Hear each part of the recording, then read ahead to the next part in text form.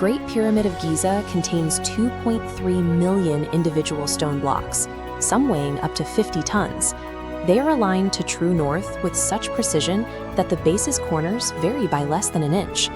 The builders managed this without iron tools, without pulleys, and before the invention of the wheel. Even today, we are still mapping its interior.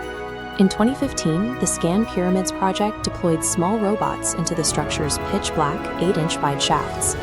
This thermal and muography scan from the project shows unexplained voids deep inside the masonry.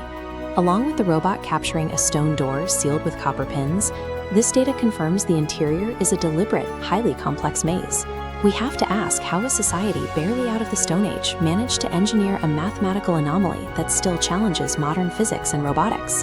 Go back 8,000 years and northern Africa was completely unrecognizable. During the African humid period, the Sahara was a lush green savanna. Nomadic hunter-gatherer tribes lived here, tracking the stars and foraging among heavy rainfall and massive lakes. Then, around 5500 BCE, Earth's axis shifted by a fraction of a degree. That tiny tilt permanently pushed the African monsoon south. The lakes turned to mud, and the vegetation burned away into cracked, blowing sand. The nomads faced total starvation. Driven by the expanding desert from the west and barren lands from the east, these isolated tribes gathered their remaining animals and pushed in a single direction, desperate for drinking water. These climate refugees coalesced into a unified society only where they found the reliable, flowing waters of the Nile. The Egyptian empire grew out of this urgent, localized defense against extinction. The Nile provided immediate salvation, but it came with a violent catch. For most of the year, it was a calm source of drinking water. But every summer, the river swelled and completely submerged miles of the surrounding land in a catastrophic flood. To survive, these refugees had to become the world's first hydrological engineers. They carved out deep dirt trenches from the riverbanks and packed mud into high retaining walls. When the floods arrived, they trapped the violent waters, and the thick, black Ethiopian silt it carried. By planting wheat and barley directly into these engineered basins, former nomads harvested crops that yielded vastly more calories than they could eat in a season. They no longer had to follow animal herds to survive. By mastering the floodwaters, they generated humanity's first real wealth, a massive, storable surplus of grain. That surplus stopped their endless migration and anchored human civilization to the riverbanks. But piles of grain sitting in the open desert act as a beacon. Starving tribes still wandering the arid wastelands began launching night raids, burning settlements and stealing the harvested food. Faced with constant slaughter, the farmers traded their independence for protection. They handed their grain to warlords who could defend the walls. Eventually, a single figure, King Narmer, consolidated these fractured militias and unified the entire Nile Valley under one violent rule. A single centralized government now had to physically collect, store, and redistribute thousands of tons of grain from millions of farmers across an enormous geography. This scale of taxation created an immediate logistical nightmare. To manage this, bureaucrats developed a system of carved figures for accounting, hieroglyphics. Simultaneously, the state promoted Mot, an ethical framework that tied social order directly to the cosmic cycle. They taught the population that if the king wasn't obeyed, the universe itself would fall out of balance. This belief system turned the state's survival into a religious necessity.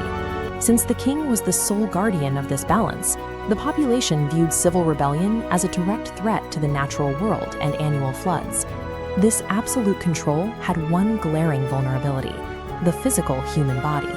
If the population watched a pharaoh age, wither, and die of disease, the illusion of divine control would break, risking immediate empire collapse. The ruling class countered this with a new religious doctrine. They announced that a pharaoh never dies. His spirit simply leaves the earth to join the sun god. To make that journey, the physical body had to be preserved. Priests extracted the internal organs and packed the empty corpse in drying salts to create a mummified vessel. Initially, they buried these bodies in shallow mud brick tombs called mastabas, but harsh desert winds eroded the mud, and tomb robbers easily tunneled through the soft walls, destroying the bodies inside. They needed a more resilient material. They turned to solid stone, but the learning curve was brutal. Under Pharaoh Sneferu, engineers attempted a massive structure built at a steep 54-degree angle. The immense weight of the upper blocks proved too much, buckling the interior and nearly collapsing the structure into what we now call the bent pyramid. They immediately corrected the math. By dropping the angle, they successfully built the Red Pyramid. This trial and error paved the way for Khufu's Great Pyramid. This chart shows the exponential leap in stone tonnage required for Khufu's project compared to earlier attempts. To move these massive blocks, engineers poured water directly onto the sand, reducing friction so thousands of laborers could pull heavy wooden sleds. The sheer scale of this effort reveals the pyramid's true function. They were highly calculated, over-engineered fortresses built to safeguard a political system against the destabilizing power of death. But the Egyptian architects made a fatal error in their design logic. By constructing the tallest, most visible structures on the planet, they effectively built giant neon signs pointing directly to the empire's wealth. As soon as a pharaoh's dynasty weakened, local militias and organized thieves bypassed the booby traps, smashed through the granite doors, and stripped the interiors bare. The mummies were torn apart, and the gold melted down.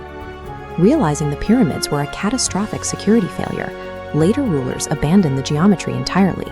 They took their dead into a desolate, maze-like canyon in the south, burying them in unmarked underground shafts completely hidden from the horizon.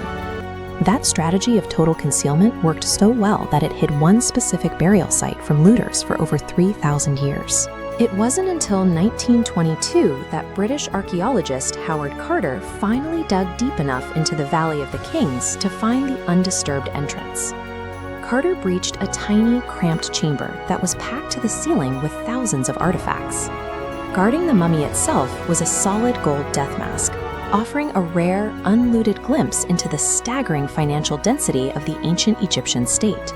The pharaohs poured the entire wealth of the Nile into a desperate attempt to cheat human greed, and they lost.